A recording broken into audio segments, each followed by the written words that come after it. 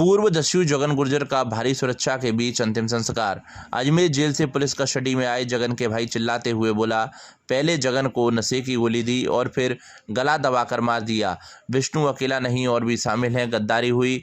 जगन का पुत्र बोला, 8 लोगों ने हाथ पैर पकड़े और निशान बनाए। अंतिम संस्कार में जेल से पहुंचे तीनों भाई और लोगों का उमड़ा सैलाब। पूर्व दस्यु जगन गुर्जर के अंतिम संस्कार में अजमेर जेल से पुलिस कस्टडी में पहुंचे जगन के भाई चिल्लाते हुए बोला, पहले जगन को नशे की गोली दी, फिर गला दबाकर मार दिया। विष्णु अकेला नहीं, इसमें और भी शामिल हैं। उनके साथ गद्दारी हुई है। दस्यु जगन गुर्जर के पुत्र आसाराम ने बताया कि उसके चाचा अजमेर जेल से अंतिम संस्कार में आए थे। उन्होंने उसको बताया कि वह पहले जेल में एक ही बैरक में थे और एक दिन पहले ही उनको अलग अलग बैरक में कर दिया था। उसके पिता जगन को विष्णु के साथ बैरक में बंद कर दिया था। चाचा पप्पू ने उसको बताया कि उसके पिता को पहले नशे की गोलियां दी गई और विष्णु ने गला दबाया। इसके बाद पंखे से टांगने की कोशिश की गई। जब पंखे से नहीं टंगे तो निशान बनाए गए हैं। इस वारदात में 8 लोग शामिल हैं जिन्होंने उनके हाथ पैर पकड़े हैं। जेलर, डिप्टी डॉक्टर और पुलिस वाले शामिल हैं। आसाराम ने बताया कि चाचा पप्पू गुर्जर का अजमेर जेल से ट्रांसफ़र, अंतिम संस्कार में शामिल परिजनों की सुरक्षा और मामले की सीबीआई जांच की मांग की थी। अगर मांगें जल्द पूरी नहीं हुई तो आंदोलन किया जाएगा। राजस्थान के अजमेर की हाई सिक्योरिटी जेल में हुई जगन गुर्जर की हत्या के 42 घंटे बाद मृतक के शव को बुधवार की सुबह बाड़ी लाया गया, जहां डांग क्षेत्र में स्थित उसके पैतृक गाँव भभूतिपुरा में जगन गुर्जर का जेल से आए उसके तीनों भाइयों की मौजूदगी में अंतिम संस्कार किया गया है। मृतक को मुखाग्नि उसके पुत्र आसाराम ने दी। भारी सुरक्षा व्यवस्था के बीच जैसे ही मृतक जगन गुर्जर के भाई पप्पू, पान सिंह और लाल सिंह भभूतिपुरा पहुंचे, उन्हें देखने और उनसे बात करने के प्रयास में हजारों की संख्या में भीड़ उमड़ पड़ी। इस दौरान एडिशनल एसपी श्रवण कुमार के साथ सीओ महेंद्र कुमार के साथ भारी सुरक्षा जाब्ता लेकर सीधे शमशान घाट पहुंचा, जहां उन्होंने अपने भाई मृतक जगन गुर्जर की अंतिम दर्शन किए और सामाजिक प्रथा अनुसार उनको कंडे लगाए। इस दौरान अजमेर जेल से आए पप्पू गुर्जर ने जगन के पुत्र आसाराम को घटनाक्रम के बारे में बताया है। इसके बाद पुलिस उन्हें तुरंत वापस जिला मुख्यालय धौलपुर लेकर चली गई। मृतक जगन के दर्शन कर उन्हें अंतिम संस्कार करने के बाद जैसे ही पप्पू को वापस पुलिस ले जाने लगी तो मीडिया ने उनसे सवाल जवाब कर दिए। पप्पू ने जवाब दिया कि पूरे षड्यंत्र के साथ उनके भाई जगन की हत्या हुई है। इसमें जेल प्रशासन के साथ जेल के कैदी और डॉक्टर जिम्मेदार हैं, जिन्होंने नशे की गोलियां देकर उन्हें पहले बेहोश किया और बाद में गला घोंटकर मार दिया। जगन के अंतिम संस्कार के दौरान हजारों की संख्या में लोगों की भीड़ भभूतिपुरा गांव में पहुंची, जिसमें आसपास के सभी गांव के लोगों के साथ सैकड़ों की संख्या में महिला भी जगन के अंतिम दर्शन करने पहुंची। इस दौरान भरतपुर, करौली, दौसा, जयपुर, अजमेर और हरियाणा से भी युवा पूर्व दस्यु जगन गुर्जर की अंतिम यात्रा में शामिल हुए। अजमेर जेल से मंगलवार की रात पोस्टमार्टम के बाद जगन के शव को भारी सुरक्षा के बीच रवाना किया गया था। आज बुधवार को सुबह 6 बजे काफिला बाड़ी पहुंचा, जहां से करीब 7:30 बजे शव भभूतिपुरा गांव लाया गया और गांव में 12 बजे के करीब जगन का गांव में शव यात्रा के साथ अंतिम संस्कार किया गया है। इस दौरान जिले के 1 दर्जन थानों की पुलिस, एसटीएफ, आरएसी और अतिरिक्त जाब्ता लगाया गया, जिसमें 3 सर्किल अधिकारी और आधा दर्जन से अधिक एसएचओ ने व्यवस्थाओं को संभाला। अंतिम संस्कार के दौरान जगन गुर्जर के तीनों भाई पान सिंह, लाल सिंह और पप्पू गुर्जर को धौलपुर, भरतपुर और अजमेर जेलों से पैरोल पर पुलिस अभिरक्षा में शमशान घाट लाया गया। तीनों भाइयों के पहुंचने के बाद अंतिम संस्कार की रस्में पूरी की गई। जगन गुर्जर के पुत्र आसाराम ने अपने पिता को मुखाग्नि दी। पूर्व दस्यु के अंतिम संस्कार में हजारों लोगों की भीड़ उमड़ पड़ी। आसपास के गांव सहित जिले के विभिन्न क्षेत्रों से लोग अंतिम दर्शन के लिए पहुंचे। भीड़ को देखते हुए प्रशासन ने सुरक्षा के व्यापक इंतजाम किए थे। शमशान घाट और पूरे भभूतिपुरा गांव में पुलिस एवं प्रशासन के वरिष्ठ अधिकारी मौजूद रहे। किसी भी अप्रिय स्थिति से निपटने के लिए भारी पुलिस जाब्ता तैनात किया गया और पूरे कार्यक्रम पर प्रशासन लगातार नजर बनाए रखा। पूर्व दस्यु के अंतिम संस्कार के दौरान उमड़ी भीड़ और सुरक्षा के कड़े बंदोबस्त पूरे जिले में चर्चा का विषय बने रहे। प्रशासन ने पूरे कार्यक्रम को शांतिपूर्ण ढंग से संपन्न कराने के लिए व्यापक निगरानी रखी और किसी भी तरह की कानून व्यवस्था की स्थिति उत्पन्न नहीं होने दी। इसमें गद्दारी की है, क्या करवाई गई है, अपने में सामने में ही बाड़े में 16 मई को मेरे से अलग किया है। सुना गद्दारी करिए, इसका गला दबा के नशे की गोली दी है। एक मिनट भी नहीं, जिस तरीके से विष्णु को अपराधी बनाया गया है, वो विष्णु को बनाया गया कि एक ही अपराधी बनाया। घटनाक्रम में यह रणनीति बनाकर उनकी हत्या की गई है। इसमें जेल प्रशासन, डॉक्टर, नेता भी लोग होंगे। कुल 8 कर्मी बताए गए थे। विष्णु गुर्जर को तो मोहरा बनाया गया है। हाथ पूरा प्रशासन का, जेल प्रशासन का मानने का विष्णु गुर्जर को नाम दिया गया है। उन्होंने बताया है कि उनको मेरे सामने बदल पद्दा टांग दिया था। उनको अलग में नशे की गोली दी गई। नशे की गोली देने के बाद गला दबाया गया। फिर वो गला दबाने के बाद खत्म हो गए तो उनको पंखे से टांगने की कोशिश की है। यहाँ तो हत्या लग गया, बोल गया है। जब वो टांग नहीं पाए तो उनका फिर वो लुंगी कहते हैं उसको गले में लपेट खींचा गया है। मेरी मांगे की गई थी कि वो मेरे चाचा जी के ट्रांसफ़र कराने की गई और इसमें दाद संघ में शामिल होने के लिए और घरवालों को सुरक्षा देने के लिए, सीबीआई जांच के लिए, जिनमें से एक मांग पूरी हुई है जो दाग में शामिल हुए हैं। जांच तो पता चलेगा जब आएगी। तारीख की पूछते थे कि जमानत कब होने वाली है, तो उनकी 29 तारीख लगी थी हाई कोर्ट में जी। तो उसी दिन उनका गेम बजाया गया। रोजाना चाचा बता रहे थे उनको, रोजाना पूछ रहे थे कि भाई कब छूट रहा है, तो कब जमानत हो रही थी। वो बता देते थे, उसको उन्होंने बता दिया कि 29 को हो जाएगी, उसी दिन। कोई रंजिश नहीं, एक दिन पहले 27 तारीख को। दस्यु जगन गुर्जर की पत्नी पूर्व दस्यु सुंदरी कोमेश गुर्जर ने गुस्से में कहा कि जगन की हत्या का अधिकारी मंत्री संतरी जवाब दें। कोमेश को जानते नहीं, 2 दिन में दुश्मन को ढूंढकर बदला ले लेगी और बदला लेकर रहेगी। दस्यु जगन गुर्जर की पत्नी पूर्व दस्यु सुंदरी कोमेश गुर्जर ने गुस्से में कहा कि जगन की हत्या का जवाब जेल वाले देंगे। उनको दुश्मन का सिर्फ नाम बता दें। अजमेर जेल में कोई सुरक्षा है? जब जगन खत्म कर दिया, अजमेर जेल पप्पू गुर्जर भी बंद है, उसका जेल से ट्रांसफ़र किया जाए।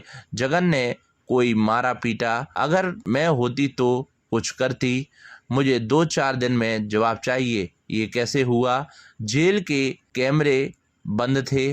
कोमेश ने बताया कि सुबह और शाम जगन की उससे बात हुई है और उन्होंने उसको कुछ नहीं बताया। मेहताब गुर्जर से लड़ाई चल रही है और मेरा यहाँ से ट्रांसफ़र करा दें। 29 जून 2026 को जगन की जमानत थी। मैंने कहा कि अब 2 दिन रह गए हैं, अब घर ले जाएंगे। कोमेश गुर्जर ने कहा कि अगर मांगें पूरी नहीं हुई तो रोड पर खड़ी होकर आत्महत्या खुद कर लूँगी और बच्चों की कर दूंगी। अगर मर्डर करूंगी तो प्रशासन रोके। मेरे पति का मर्डर हो गया लेकिन प्रशासन कुछ नहीं कर रहा है। गुस्से में कोमेश ने कहा कि अब तक गांव और घर खुद जाते हैं। कोमेश ने कहा कि वह किसी दुश्मन का मर्डर कर दे या उसके बच्चे मर्डर कर दें तो प्रशासन कुछ नहीं करे। कोमेश ने कहा कि अपने पति की हत्या का बदला 2 दिन में लेकर बता देंगी। सभी असलियत निकाल कर बता दूंगी। अब प्रशासन कहाँ गया? इतने बड़े आदमी का मर्डर चूहा के बच्चे से लगा रहे हैं। चूहा के बच्चा ने जान ले ली, हमारी बेइज्जती कर रहे हैं। तकिया से गला घोंट दिया। शर्म करो, मेरा कोई क्या गला घोंट देगा? मेरे को 4 आदमी गला घोंट कर मार देंगे। कोमेश ने कहा कि किसने मारा है और किस लिए मारा है? क्या दुश्मनी थी? जगन की दुश्मनी धौलपुर में थी और जिले से बाहर उसकी कहीं दुश्मनी नहीं थी। जो दुश्मन है उसको हमें निकाल कर दे दो। कोमेश ने कहा कि वह शांत नहीं होंगी, सड़क पर बैठ जाएंगी लेकिन बदला लेना नहीं छोड़ेंगी। जगन को जमानत पर घर ला रही थी। किसने मर्डर किया है? प्रशासन जवाब दे। कोमेश ने बाड़ी के सीआई देवेंद्र शर्मा पर भी आरोप लगाते हुए कहा कि 3 लाख रुपए देकर उन्होंने चौधरी पर राजीनामा दिलवाया तो किस लिए जगन को जेल भेजा गया? 15 साल से वह जगन के साथ रह रही हैं। अगर कोई उसे बाहर मारता तो उसके प्राण ले लेती और दे देती। कोमेश ने कहा कि उसने अपने पिताजी की हत्या का बदला लिया था। दुश्मन का गला घोंटकर निभी के नाले में पटका था। बदला लेने के बाद जगन के साथ फरार हो गई थी। कोमेश ने कहा कि उसकी असलियत किसी को पता नहीं है लेकिन अब वह बता देंगी। उसके भाई की हत्या की थी, उसका भी बदला लेकर जेल गई थी। जेल से बाहर आने के बाद घर रह रही हूँ। अगर अजमेर में पप्पू को किसी ने मार दिया तो कौन जवाब देगा? कल तो कह रहे थे लाश ले जाओ, पप्पू का ट्रांसफ़र हो गया। आज कहाँ है वो ट्रांसफ़र? वो वापस अजमेर पहुँच गया। अधिकारी मंत्री संतरी जवाब दें। 15 साल से मैं संग रह रही हूँ। फिर आनंद दे देती हो, ले लेती, बाहर लको मत दो तो बाहर मार दो भाई। तो मैं पता लगा दी कि कैसे मारते हैं। चलो घोट के निभी के नाले में पटका था और बदले लेके उसके साथ फरार हुई थी। मेरी असलियत या किसी को पता नहीं है कि कॉमेस कौन है, पर अब बता दूंगी कॉमेस कौन है। मेरा भाई भी मारा था, उसका भी बदला लेके जेल गई थी, जेल से निकल के अपने घर रह रही थी। अब क्या दुश्मनी बढ़ी है वो बताए, प्रशासन जवाब दे। ये मैं तो 7 दिन के टाइम में रहे पप्पू की, मैं 7 दिनों देखे हूँ बैठ के नहीं उस जाको फिर जवाब कौन देगो। वो घटना घट गई, भागो तो सवेरा है 7 बजे थे 4 बजे तो फोन आएगा, खबर आएगी खत्म कर दो ये पप्पू को, फिर खत्म कर दो कौन फिर वो जवाब देगो जाको। को अधिकारी दे रहा है, को प्रशासन को शासन दे रहा है, को मंत्री संतरी दे रहा है। कल तो मांग की जे थी लाश को उठा ले जाओ, पप्पू का ट्रांसफर हो गया। आज क्या है वो ट्रांसफर, वापस पहुंच गया अजमेर। मर्डर करेंगे तो फिर प्रशासन रुके, प्रशासन रुके। फिर ऐसे में पति को मर्डर है वो, प्रशासन कुछ नहीं कर रहा है। गांव खुद जाते अब तक, घर खुद जाते और मैं मर्डर कर दूं, मैं बच्चा कर दे किसी का दुश्मन का, तो प्रशासन कुछ नहीं करे। अपनी जगह पर रहना चुप शांत। 2 दिन में बदले लेके बता दूंगी और सब असली अधिकार के बता दूंगी। रोका प्रशासन। नमस्ते धौलपुर, मैं हूं doctor Mahima John Arun, vice chairman of Emmanuel mission senior secondary school Dholpur. Every child carries a future waiting to be shaped. Not only are we fully equipped for academic excellence, we cater to cultural, literary, art categories for your child's holistic development. While winning means the world to us, we don't compromise on our morals, values and standards. Admissions are now open. Admissions की प्रक्रिया अब शुरू हो चुकी है Emmanuel schools Dholpur में। आप अपने बच्चों को strong academic foundation, cultural, sports, literary excellence के एक्सपोजर को दे सकते हैं जिसके वो सचमुच हकदार हैं। आज ही अप्लाई करें और अपने बच्चों के फ्यूचर को हमारे साथ सिक्योर करें। धन्यवाद। धौलपुर जिले में पड़ रही उमस भरी गर्मी के बीच मंगलवार की देर रात को जमकर बादल बरसे हैं और बुधवार को सुबह भी झमाझम बारिश हुई, जिससे तापमान में गिरावट दर्ज की गई है। किसानों ने भी इस बारिश का स्वागत किया है और किसानों के लिए बारिश अमृत बनकर बरसी है। पूर्वी राजस्थान के धौलपुर जिले में हुई बारिश से तापमान में गिरावट दर्ज की गई है। झमाझम बारिश से लोगों को गर्मी से राहत मिली है। मौसम विभाग के मुताबिक आगामी दिनों में भी मौसम में बदलाव जारी रह सकता है और आंधी और बारिश की संभावना है। वहीं किसानों ने इस बारिश को लाभदायक बताया है। मांगों को लेकर आंगनबाड़ी कार्यकर्ताओं ने सौंपा ज्ञापन। धौलपुर जिले के बाड़ी में आंगनबाड़ी कार्यकर्ताओं ने अपनी विभिन्न लंबी समस्याओं के समाधान एवं 10 सूत्रीय मांगों को लेकर बाल विकास परियोजना अधिकारी बाड़ी को ज्ञापन सौंपा है। ज्ञापन में कार्यकर्ताओं ने बताया कि वे पूरी निष्ठा, मेहनत और लगन के साथ विभागीय दायित्वों का निर्वहन कर रही हैं, लेकिन लंबे समय से आर्थिक एवं व्यवहारिक समस्याओं का सामना करना पड़ रहा है, जिससे उन्हें मानसिक और आर्थिक परेशानी झेलनी पड़ रही है। ज्ञापन में मांग की गई है कि आंगनबाड़ी कार्यकर्ताओं के मानदेय में सम्मानजनक वृद्धि कर उसका नियमित भुगतान सुनिश्चित किया जाए। विभागीय कार्यों के अतिरिक्त सौंपे जाने वाले अन्य कार्यों का अलग से पारिश्रमिक दिया जाए। इसके अलावा इंदिरा योजना, पल्स पोलियो अभियान, चुनाव ड्यूटी एवं विभिन्न सरकारी शिविरों में लगाई जाने वाली ड्यूटी से मुक्त रखने अथवा इन कार्यों के लिए अलग से भुगतान करने की मांग भी की गई। ज्ञापन में आंगनबाड़ी केंद्रों के भवन किराए में वृद्धि, मोबाइल रिचार्ज भत्ता, सेवानिवृत्त पर 10 लाख रुपए का एक मुश्त भुगतान एवं मासिक पेंशन की व्यवस्था करने की मांग रखी गई। कार्यकर्ताओं ने सभी आंगनबाड़ी कर्मियों को स्थायी सरकारी कर्मचारी घोषित करने की मांग भी प्रमुखता से उठाई। ज्ञापन के माध्यम से उन्होंने अधिकारियों से आग्रह किया कि उनकी 10 सूत्रीय मांगों पर सहानुभूतिपूर्वक विचार करते हुए उन्हें सरकार तक पहुंचाकर शीघ्र पूरा कराया जाए। हम सभी आंगनवाड़ी वर्कर यहाँ पर उपस्थित हुई हैं अपनी मांगों को लेकर, क्योंकि हमें इधर उधर के सारे कामों में लगाया जाता है और इसके एवज में 1 रुपया भी नहीं मिलता है हमें, और इसीलिए हमें मजबूरन, हम नहीं चाहते हैं कि हमारे विभाग का कोई काम रुके, लेकिन मजबूरन हमें अब इस नतीजे पर पहुँचा है कि हम हड़ताल करें। अगर सरकार ने हमारी फिर भी नहीं सुनी तो हमें मजबूर होकर अपने केंद्रों पर ताले लगाने पड़ेंगे, क्योंकि हमारा मानदेय वैसे भी बहुत कम है और इसके एवज में कोई भी कार्य किया जाता है, पोषण ट्रैकर पर जितने भी कार्य करवाए जाते हैं उसके एवज में 1 भी रुपया नहीं आया अभी तक, और मानदेय भी बहुत कम है, जिससे इतनी महंगाई में घर का गुजारा होना बहुत ही मुश्किल है। इसलिए हमारा सरकार से गुजारिश है कि हमारी जब तक हमें पहले तो हमें नियमित किया जाए, और जब तक नियमित नहीं किया जाता है तब तक हमें 24,000 रुपये मानदेय के रूप में दिए जाएं, क्योंकि कम ये मानदेय नहीं है, अपमानदेय है। क्योंकि ये 9,000 रुपये में क्या होता है, सरकार के कुत्ते 9,000 रुपये की रोटियां खा जाते हैं, और हम अपने घर का गुजारा कैसे करें। इसलिए हम चाहते हैं कि हमारा विभाग आगे बढ़े। कोई भी बच्चों के कुपोषित है, सब हम ज़मीनी स्तर से काम करते हैं और आसमान तक पहुंचाते हैं। इसलिए हमारी सरकार से हाथ जोड़ के करबद्ध निवेदन है कि पहले हमारी मांगों को सुने, इस पर विचार करें, नहीं तो हम आगे ताले बंद करने की। वर्दी में घर लौटा गुरुकुल का लाल अग्निवीर श्रीकांत, जहां कभी ब्लैक बोर्ड पर आज से अनार लिखना सीखा था, आज उसी आंगन में तिरंगे के रंग और वर्दी के साथ लेकर धौलपुर जिले के कोटपुरा स्कूल का एक लाल अग्निवीर श्रीकांत लौटा है। प्रधानाचार्य अतुल चौहान ने बताया कि जबलपुर से अग्निवीर प्रशिक्षण पूरा कर जब श्रीकांत स्कूल के गेट पर पहुंचा तो गुरुजनों की आंखें भर आईं। वहीं शिक्षक जिन्होंने कभी उसकी कॉपी पर शाबाश लिखी थी, आज गर्व से उसकी वर्दी पर लगे बैच को निहार रहे थे। पुष्पमालाओं और तालियों के बीच जब श्रीकांत ने अपने गुरु के पैर छुए तो पूरा प्रांगण भारत माता की जय से गूंज उठा। प्रार्थना सभा में खड़े होकर जब श्रीकांत ने माइक थामा तो आवाज में वर्दी का अनुशासन और दिल में बचपन की शरारत दोनों झलक रहे थे।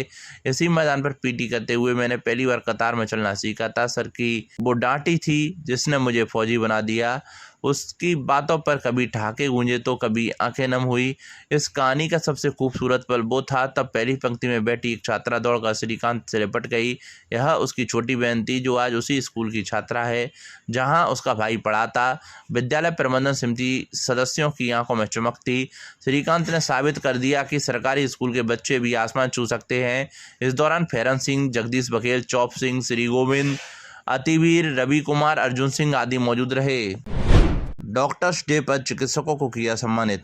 धौलपुर जिले में भारत विकास परिषद शाखा धौलपुर द्वारा डॉक्टर्स डे के उपलक्ष्य में बुधवार 1 जुलाई को जिले के लगभग 2 दर्जन चिकित्सकों के कार्यस्थल पर जाकर सम्मानित किया गया। परिषद के अध्यक्ष मुकेश गर्ग ने बताया कि सेवा प्रकल्प के अंतर्गत जिला समन्वयक जयंत मोदी, प्रांत प्रकल्प प्रभारी राजीव झा एवं वित्त सचिव मनोज भट्ट के साथ सामान्य चिकित्सा बाड़ी रोड, महिला एवं शिशु चिकित्सालय हरदेव नगर एवं जिला आयुर्वेद हॉस्पिटल लाल बाजार में चिकित्सकों का सम्मान किया गया।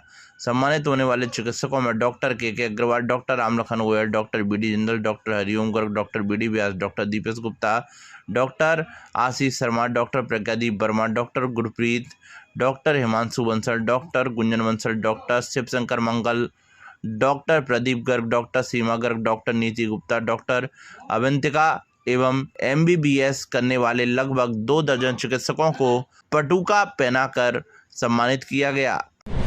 अभ्युदय 30 के पंजीकरण की बढ़ाई अंतिम तिथि। अब विद्यार्थी 5 जुलाई तक करा सकेंगे पंजीकरण। धौलपुर जिले में प्रतियोगी परीक्षाओं की तैयारी कर रहे विद्यार्थियों के लिए विप्रो फाउंडेशन धौलपुर द्वारा संचालित अभ्युदय 30 के प्रति विद्यार्थियों में लगातार बढ़ते उत्साह एवं छात्र छात्राओं की विशेष मांग को देखते हुए निःशुल्क पंजीकरण की अंतिम तिथि 30 जून से बढ़ाकर 5 जुलाई कर दी गई है। विप्रो फाउंडेशन के पदाधिकारियों ने बताया कि जिले भर से बड़ी संख्या में विद्यार्थी पंजीकरण करा रहे हैं। अनेक विद्यार्थियों ने अतिरिक्त समय की मांग की थी ताकि कोई भी योग्य एवं प्रतिभाशाली अभ्यर्थी इस अवसर से वंचित न रहे। इसी को ध्यान में रखते हुए अंतिम तिथि बढ़ाने का निर्णय लिया गया है। अभ्युदय 30 के संयोजक नवीन शर्मा ने सभी प्रतियोगी परीक्षाओं की तैयारी कर रहे छात्र छात्राओं से अपील करते हुए कहा कि वे 5 जुलाई 2026 तक अधिक से अधिक संख्या में अपना निःशुल्क पंजीकरण कराकर इस पहल का लाभ उठाएं। संस्था के कार्यकर्ता लगातार पुस्तकालयों एवं घर घर पहुंचकर विद्यार्थियों को अभियान की जानकारी दे रहे हैं तथा पंजीकरण के लिए प्रेरित कर रहे हैं। विप्रो फाउंडेशन ने स्पष्ट किया कि अभ्युदय 30 का उद्देश्य प्रतिभाशाली युवाओं को निःशुल्क मार्गदर्शन, प्रेरणा एवं सहयोग प्रदान कर उन्हें प्रतियोगी परीक्षाओं में सफलता के लिए सशक्त बनाना है। श्री राम कथा में भरत चरित्र का सुनाया प्रसंग। धौलपुर जिले के बसई नवाब क्षेत्र के प्रसिद्ध बलैया खेड़ा हनुमान मंदिर पर आयोजित 7 दिवसीय राम कथा के दौरान चौं ओर भक्ति की बयार बह रही है। चित्रकूट धाम के संत तथा कथावाचक रामानंदाचार्य महाराज के मुखारबिंद से यहाँ प्रभु श्री राम की कथा का मधुर वर्णन किया जा रहा है। छठवें दिन कथा के बीच भरत चरित्र का विस्तार पूर्वक मधुर वर्णन किया गया। इस दौरान दो भाइयों के बीच बहुत ही प्रेम, त्याग और समर्पण की भावना सुनने को मिली। उन्होंने कहा कि इस कलयुग में भाइयों के बीच संपत्ति को लेकर क्या से क्या किया जा रहा है, जबकि भरत जी ने अपने पिता दशरथ की इच्छा और गुरु वशिष्ठ के आदेश के बाद भी गद्दी पर बैठने की बात स्वीकार नहीं की थी। आचार्य रामानंदाचार्य महाराज ने कहा कि यहाँ कलयुग और त्रेता युग के बीच, भाई भाई के बीच में प्रेम में कितना अंतर देखने को मिल रहा है। त्रेता युग में सिर्फ लोगों के बीच कहने से ही वसीयत किसके नाम करना है उसको मान लिया जाता था, और आज रजिस्टर्ड बेनामा के बावजूद भी लोगों में बेईमानी आ जाती है। यह कलयुग है। उन्होंने प्रभु श्री राम और भरत में कोई अंतर नहीं बताया। उन्होंने कहा कि श्री राम जी परमात्मा भी हैं और धर्मात्मा भी हैं। इस तरह भरत महात्मा भी हैं और धर्मात्मा भी हैं। दोनों के बीच कोई फर्क नहीं है।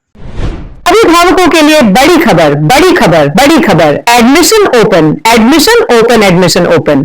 प्रिय अभिभावकों, घंटाघर रोड धौलपुर में स्थित एवीएम कॉन्वेंट स्कूल लेकर आया है आपके बच्चों के उज्जवल भविष्य का सुनहरा अवसर, जहां प्ले ग्रुप से 12th तक साइंस, कॉमर्स, आर्ट्स सभी स्ट्रीम्स में नए सत्र 2026-27 के लिए प्रवेश प्रारंभ हो चुके हैं। हम क्यों है सबसे अलग? Concept based learning system, experienced and dedicated teachers, smart classes with digital learning, modern science and computer labs, abacus skill training तेज दिमाग और बेहतर गणित के लिए, regular tests and performance tracking, personality development and spoken English, sports, cultural and extra activities, safe and reliable transport facility। यहाँ बच्चों का overall development किया जाता है। Education plus discipline plus confidence plus skills. याद रखिए, आज का सही निर्णय आपके बच्चे का उज्जवल भविष्य तय करता है। तो देर किस बात की, आज ही अपने बच्चे का एडमिशन कराइए।